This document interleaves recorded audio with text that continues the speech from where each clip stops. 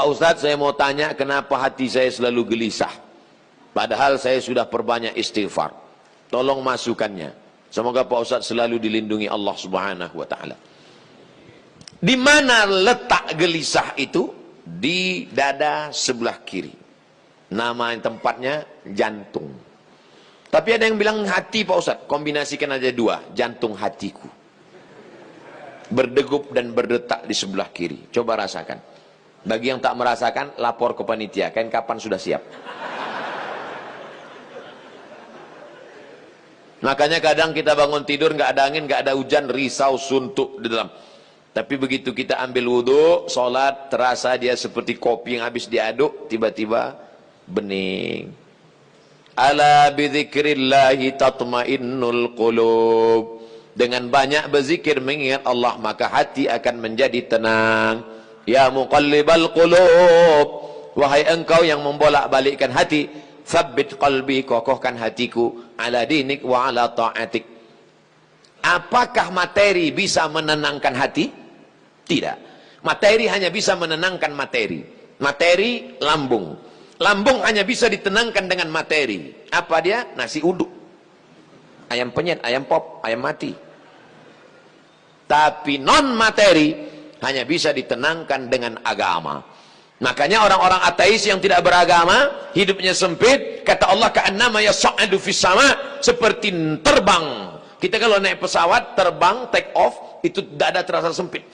Begitulah orang yang tidak berserah diri kepada Allah, sempit. Akhirnya mereka mencari ketenangan kemana? Sabu-sabu, pil anjing gila, sakau, penjara, kalau ketangkap BNN, mati.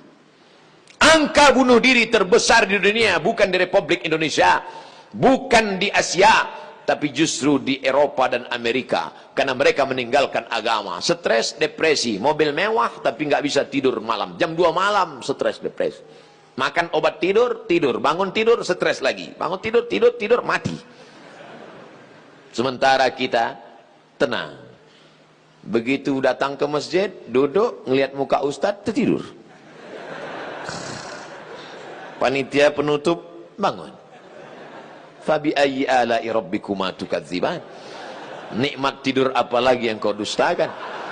Orang barat setengah mati makan pil tidur supaya bisa tidur. Nama penyakitnya insomnia. Orang kita baru ngelihat. Berikut ini mari kita dengarkan tausiah. Demikianlah tausiah ini saya sampaikan. Kurang apa lagi? Maka kalau ada teman di sebelah tidur, biarkan. Dia sedang mensyukuri nikmat Allah Subhanahu wa ta'ala.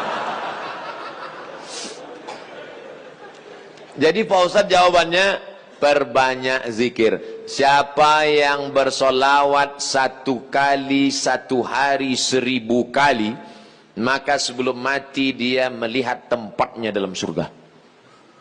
Siapa yang meriwayatkan itu? Ditulis oleh Syekh Ali Jum'ah, Mufti Mesir. Diriwayatkannya dari beberapa riwayat kitab-kitab sahih. Jadi kau beberapa kali istighfarnya. Coba amalkan ini. 1 kali 1000 kali. 1 hari 1000 kali. Beli tasbih yang ujungnya ada 10, 100 kali putar. Allahumma sholli ala sayyidina Muhammad wa ala ali Muhammad. Allahumma sholli ala sayyidina Muhammad. Kadang-kadang belum sampai 200 kau udah tertidur. Bangun lagi, sambung lagi. Allahumma sholli ala. Malu bawa tasbih, pakai tasbih digital yang pencet itu. Allahumma sholli ala sayyidina Muhammad. Allahumma sholli ala. Tapi pelan-pelan. Kadang ada yang pakai tasbih itu. Macam makan bakwan kepanasan. Bagaimana hukumnya mengambil uang suami tanpa persetujuan suami untuk ditabungkan demi kepentingan rumah tangga? Ini namanya gerakan ibu-ibu kreatif. Ketika Nabi Muhammad SAW sedang duduk di atas bukit Sofa pada tahun 8 Hijrah, rekonsiliasi kota Makkah, Nabi pulang ke kota Makkah.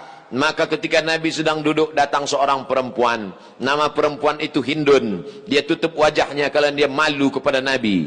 Hindunlah dulu yang mengunyah jantung Hamzah karena dendam kesuma. Lalu Hindun berkata, suamiku inna Aba Sufyan rajulun syahih. Wahai Rasulullah, suamiku itu Abu Sufyan orangnya pelit, medit, apa lagi? Bapak ibu hafal seterusnya. Apa kata Nabi SAW? Ambillah uang dia selama untuk mencukupi kebutuhan engkau dan anak-anakmu. Ini kabar gembira bagi ibu-ibu sekalian. Tapi ingat, mencukupi. Nah, standar di Bandung saya tidak tahu berapa keperluan, karena beda harga makanan di Bandung dengan di Riau. Kalau di Bandung ini standarnya 3 juta, tiba-tiba si bapak cuma ngasih 1 juta, ibu boleh ambil 2 juta lagi. Sambutan yang luar biasa. Mana dalilnya? Itu ayat bapak bapak baca waktu akad. Wa ashiruhunna bil ma'ruf. Bergaulilah mereka dengan ma'ruf. Ma'ruf diambil dari kata urf. Urf artinya tradisi setempat. Dasar pengambilan hukum dalam Islam ada 10. Quran, hadis, ijma', qiyas, syar'u man qablana, saddu zara'i, qaulu sahabi, istihsan, istishab. Urf. Urf artinya standar umum di kota Bandung berapa. Kalau umumnya di Bandung ini 5 juta, ternyata selama ini dia kasih 2, berarti ibu bisa ambil 3 menurut standar dan ketentuan berlaku. Tapi lebih dari ini tanggung dosanya, saya nggak ikut-ikutan. Saya nggak mau nanti terhalang masuk surga gara-gara ini. Abdul Somad masuk Jannatul Firdaus. Begitu udah mau masuk, datang bapak-bapak dari Bandung nuntut. Wah, saya nggak mau gara-gara ini. Di lingkungan tempat tinggal ada anak yatim. Kita insya Allah bersedekah. Tapi di saat ada keluarga yang sangat butuh bantuan, gimana Pak Ustadz? Wal jari dzil qurba wal jaril junubi. Ada tetangga tapi enggak kerabat, tapi ada tetangga dan ada hubungan kerabat keluarga, maka yang didahulukan adalah yang ada hubungan kerabat. Itu kaidahnya. Baik dalam hal membantu maupun dalam hal pergi kondangan. Undangan hari Ahad ada 5. Bagaimana kita menyusun skala prioritasnya? Yang pertama tetangga kerabat. Habis itu tetangga tidak kerabat. Habis itu teman sekantor. Ring 1, ring 2 gitu. Dalam hal ini boleh nepotisme. Sekarang orang enggak. Kalau ada undangan 5, yang pertama pejabat, orang kaya, tetangga yang miskin enggak punya apa-apa, yang kira-kira cuma makan sayur sama telur ayam. Ini enggak benar. Oleh sebab itu dalam hal membantu dulu keluarga. Tapi sekarang orang lebih mau bantu orang lain daripada bantu keluarga. Kenapa kamu lebih mau bantu orang lain daripada keluarga? Kalau bantu orang lain, pujiannya melambung. Kalau bantu keluarga, masa cuma ngasih segini? Oleh sebab itu maka setiap keluarga membantu keluarganya, skala prioritas, tapi setelah itu tetap membantu fakir miskin, anak yatim. Ara'aitalladzi yukadzibu biddin? Tahukah kamu siapa itu orang yang mendustakan agama? Orang yang mendustakan agama bukan orang sekuler liberal. Orang mendustakan agama adalah fadzalikal-ladzi yad'ul yatim, menyanyiakan anak yatim, wala yahuddu ala ta'amil miskin, membiarkan fakir miskin.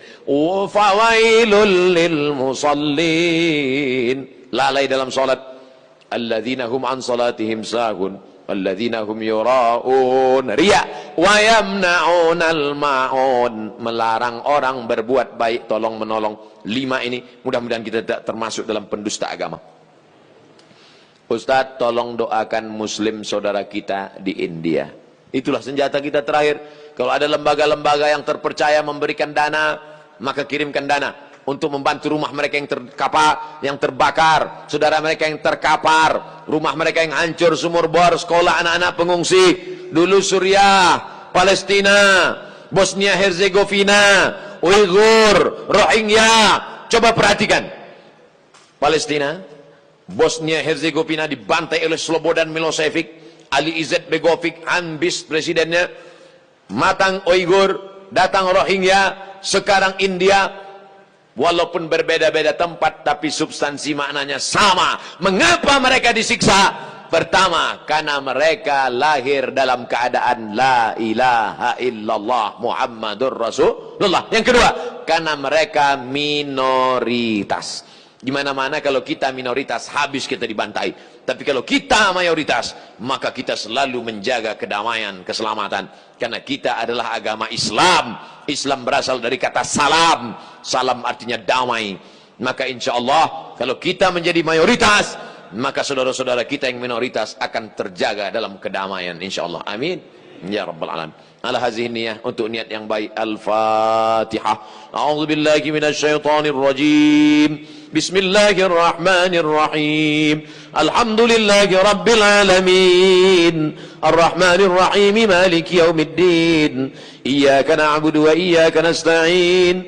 Ihdinas siratal mustaqim. Siratal ladzina an'amta 'alaihim ghairil maghdubi 'alaihim waladdallin. Amin.